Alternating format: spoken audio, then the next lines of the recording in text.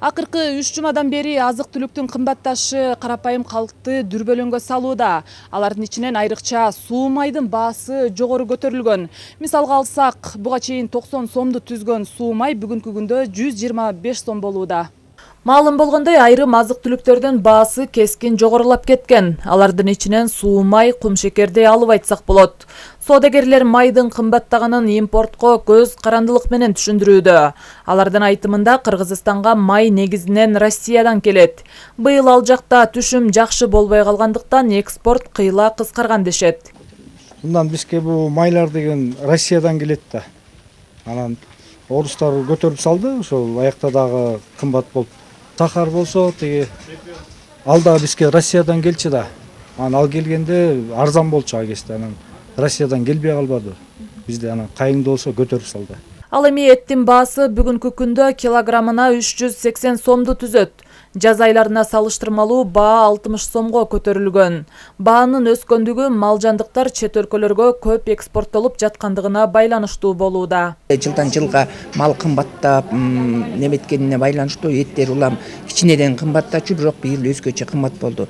Анткени бул малды морки немеге чет жактарга тирүүлөй сатып кетип, өзүбүздө сойгонго ылайыктуу мал жок болуп калгандыгына байланыштуу эттер кымбат болуп атат да. Бааларга көзөмөл жүргүзгөн монополияга каршы агенттиктин кызматкерлеринин айтымында учурда бааларды жөнгө салуу боюнча өкмөттүн бир да токтому жок. Андыктан бул тармактын адистери белгилүү бир нарк коюп, базарды аралап бааларды көзөмөлдөй албайт. Негизи базардагы товарлардын көлөмү жана бааларын көзөмөлгө алуу монополияга каршы агенттигине жүктөлгөн. Агенттик дал ушул максатта түзүлгөн. Тилекке каршы алардын жасаган иштеринен анчалык деле майнап жок.